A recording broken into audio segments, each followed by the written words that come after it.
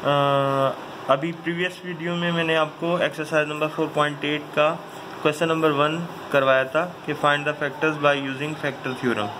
अब मैं आपको इसका पार्ट नंबर 3 करा रहा हूँ ताकि आप मज़ीद इसको अच्छे तरीके से समझ लें और बाकी के क्वेश्चंस को आप खुद घर पर प्रैक्टिस करें। तो क्वेश्चन नंबर 3 जो है ये मैंने पहले से ही, ताकि वीडियो ज़्यादा लंबी ना बने, पहले से मैंने इसको सॉल्व कर लिया है यहाँ पे रजिस्टर पे। आइए अब मैं इसको आपको समझाता हूँ। यहाँ पे आपको क्वेश्चन नंबर 3 दिया गया है कि पी एक्स जो है पॉलिनोमियल ऑफ एक्स इक्वल है x3 minus 6x2 plus 11x minus 6 के। तो मैंने आपको जैसे कि पिछले क्वेश्चन में समझाया था, प्रीवियस क्वेश्चन में, कि लास्ट जो अदद होता है उसके आप सबसे पहले फैक्टर बनाते हैं। तो पिछले क्वेश्चन में लास्ट जो अदद था, डिजिट था, वो 1 था, और यहाँ लास्ट में जो अदद आ रहा है आपके पास वो 6 है। तो आप लिखेंगे द फैक्टर्स ऑफ 6 आर, 6 के फैक्टर। और साथ ही मैंने ये भी बताया था कि फैक्टर उनको कहते हैं जिनसे वो अदद तकसीम हो जाता हो। तो 6 जो है वो प्लस माइनस के 1 से डिवाइड हो जाता है, प्लस माइनस के 2 से भी हो जाता है, प्लस माइनस के 3 के टेबल में भी 6 आता है, इस तरह ये अपने ही टेबल में भी आता है प्लस माइनस 6। तो ये these are the factors of 6। ये फैक्टर्स हमने इस तरह से लिख लेने हैं। और फिर उसके बाद हमने या तो यानी आप अगर आप एक इंटेलिजेंट पर्सन है तो आप जो है ना वैसे ही अंदाज़ा पुट करके देखें, +1 को पुट करके देखें कि क्या ये 0 के इक्वल आती है पॉलिनोमियल। फिर -1 को पुट करके देखें, अगर ना आए तो देखिए जिस डिजिट पे भी इनमें से ये पुट करने पर 0 के इक्वल आ जाए आप उसको पुट कर लें। यहाँ हमने जो है पहले से ऑलरेडी मैंने चेक कर लिया कि इसमें मैं अगर 1 पुट कर देता हूँ तो 1 पुट करने के बाद जो है और इसकी कैलकुलेशन करता हूँ तो ये 0 के इक्वल आ जाती है।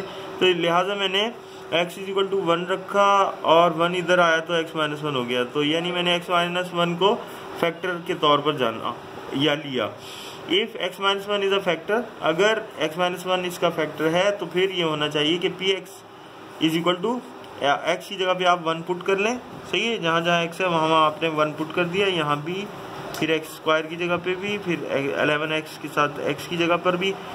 ये पुट कर लेने के बाद अब आप इनका जो है इनको सम अप करें, इसका टोटल करें। 1 का क्यूब निकालें, 1 के इक्वल होता है, स्क्वायर भी 1 के इक्वल होता है, 11 1 11 हो जाएगा, और फिर इस तरह से 1 - 6 1 6 हो जाएगा, प्लस 11 - 6। अब आप क्या करें, 1 - 6 करेंगे तो -5 बचेगा, 11 - 6 करेंगे तो +5 बचेगा, +5 - 5 से कैंसिल हो जाएगा और इस तरह से 0 बचेगा। तो बस आप अब ये साबित हो गया 0 आ जाने के बाद कि ये पूरा तकसीम हो रहा है। तो x - 1 जो है वो फैक्टर है px का, पॉलिनोमियल ऑफ x का एक फैक्टर है। अब आपने जब ये कर लिया तो आपके पास px का एक हिस्सा यानी एक फैक्टर आपके पास आ गया। फैक्टर कहते हैं हिस्से को, जुज को। तो अब आप bye synthetic using synthetic division, अब आप सिंथेटिक डिवीजन का इस्तेमाल करें। यहाँ पे dx को यानी डिवाइजर ऑफ x को लिखें। डिवाइजर ऑफ x आपने क्या x = 1 लिया था, 1 लिख लें। और फिर इसके बाद आप कोएफिशिएंट्स लिखेंगे पॉलिनोमियल ऑफ x के। तो पॉलिनोमियल ऑफ x के कोएफिशिएंट्स क्या है, यहाँ पे इसका तो कोएफिशिएंट कोई नहीं है यानी 1 आएगा, इसका -6 है, -6 आ जाएगा, यहाँ पे फिर तीसरा 11 है और लास्ट में -6 है, उसको यहाँ पे लिख लेंगे। अब आप ये देखें 1 तो ऐसे ही आ जाएगा, फिर आप 1 को 1 से मल्टीप्लाई करें, 1 1 ज़ा 1 यहाँ पे लिख दें, -6 में +1 करें, -5 बचेगा, फिर -5 को 1 से मल्टीप्लाई करें, -5 प्लस माइनस 5 1 ज़ा 5 ये आ गया, 11 - 5 करें 6 आ जाएगा, और फिर 6 को 1 से मल्टीप्लाई करें, 6 1 ज़ा 6 यहाँ, तो +6 - 6 कैंसिल होके 0 बचा। अब आपने इनको नाम दे लिए, यानी इसको a का नाम दे दें, इसको b का नाम दे दें, b = -5, c = 6। अब आप क्वोशंट निकालेंगे। क्वोशंट ऑफ x कैसे निकालेंगे? क्वोशंट ऑफ x के लिए आप लिख लेंगे फार्मूला ax² + bx + c। तो जहाँ a है वहाँ पे a की वैल्यू पुट कर दें, b की जगह पे b की वैल्यू पुट कर दें, c की जगह पे c की वैल्यू पुट कर दें। अब क्या होगा कि x² 1 ज़ा x², प्लस माइनस 5 और x, और फिर ये 6 आ गया। इस तरह ये अब आपके पास क्वोशंट ऑफ x आ गया। तो px जो है वो तो प्रोडक्ट होती है डिवाइजर ऑफ x, यानी वो जो फैक्टर ऑफ x था x - 1 multiply by quotient of x। Quotient of x ये निकला है हमारे पास x² - 5x + 6। अगर आप इनको मल्टीप्लाई करेंगे तो वही रकम आ जाएगी जो पॉलिनोमियल ऑफ x है। तो यानी ये बात, ये फार्मूला हमने फार्मूला के थ्रू इनको साथ साथ लिख लिया। फैक्टर को भी और इसको भी। अब ये फर्दर मैंने प्रीवियस क्वेश्चन में आपको कहा था कि अगर फैक्टराइज हो रहा हो तो मजीद इसको इसके फैक्टर बनाते हैं। तो ये सिंपल फैक्टराइजेशन के जरिए आप देख लें, फर्स्ट को लास्ट से मल्टीप्लाई करके क्या आ रहा है साइड में लिख लें, 6 को x की पावर 2 से मल्टीप्लाई करें तो प्लस का 6x की पावर 2 आता है। तो आप ये करेंगे अब कि माइनस का ये जो 5x है इसको ऐसे टुकड़ों में बांटना है कि उन टुकड़ों को अगर आप इकट्ठा करें, -5x को ये जो सेंटर में ऐसे टुकड़ों में बांटें कि अगर उन टुकड़ों को इकट्ठा किया जाए तो यही आए -5x, और उन टुकड़ों को अगर मल्टीप्लाई करें तो वो आए जो फर्स्ट को लास्ट से मल्टीप्लाई करने से आया था, यानी प्लस का 6x की पावर 2।